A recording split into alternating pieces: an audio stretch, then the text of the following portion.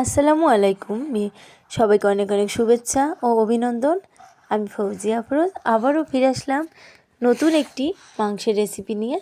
আর এই জন্য এখানে আমি নিয়েছি 500 গ্রাম গরুর মাংস এবং 500 গ্রাম গরুর কলিজা। আর এগুলো আমি আলাদা করে একটি প্রেশার কুকারে ভালো করে সিদ্ধ করে নিয়েছি, লবণ ও হলুদ এবং কিছুটা তেল দিয়ে। আর এখান থেকে যে ঝোলটাও বেরোছে সেটাও আমি আলাদা করে রেখে দিয়েছি।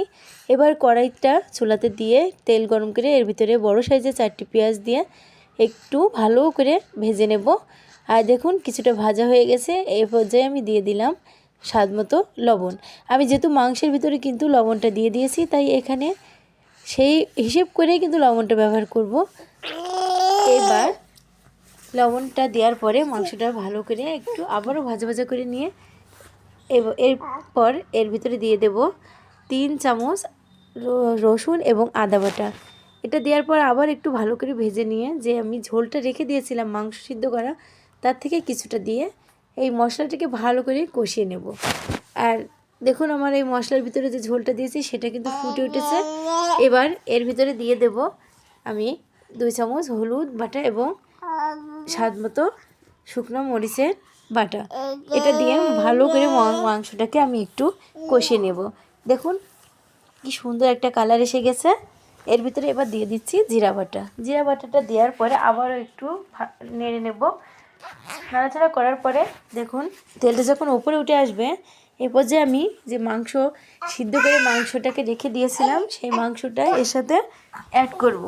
মাংসটা অ্যাড করে আমি আবারও একটু ভালো করে কষিয়ে নেব। আমি যেহেতু মাংসটা প্রেশার কুকারে 3টি বাসি দিয়ে সিদ্ধ করে নিয়েছি, আর আমি একটু ভালো করে এই যে কড়াইতে কষিয়ে নেব, যার জন্য আমি বেশি বাসি দেইনি। আর আলুও আছে এর সাথে 3টি, সেটাও আমি এই মাংসটা মানে কষানোর শেষ পর্যায়ে এর সাথে যোগ করব।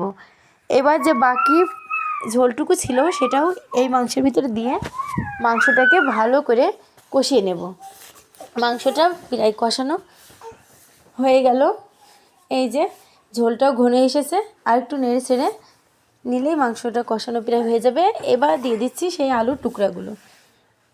আলুটাও কিন্তু আমি আগে থেকে সিদ্ধ করে রেখেছি। যেহেতু আমি অল্প সময়ে এবং অল্প যাতে গ্যাস খরচ হয় সেভাবে আমি মাংসটা রান্না করব, এতে করে সময় এবং গ্যাস দুটোই সাশ্রয়ী হয়। এই যে কষানো হয়ে গেল, একটু মাংস ভাজা ভাজা করে নেওয়ার পরে এর ভিতরে ঝোলের পানিটা দিয়ে দিচ্ছি।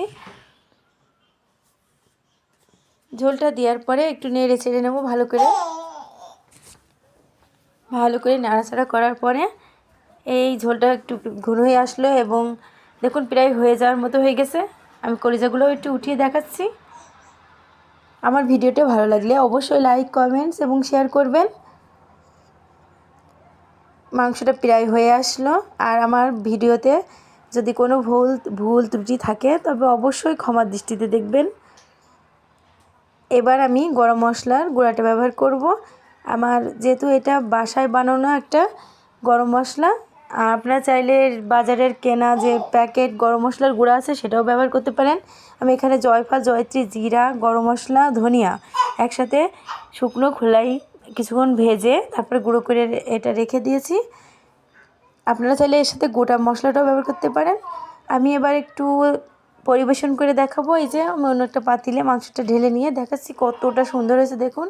মাশাআল্লাহ, আর খেতেও মাশাআল্লাহ অনেক অনেক লোভনীয়, যেমন স্বাদেও তেমন।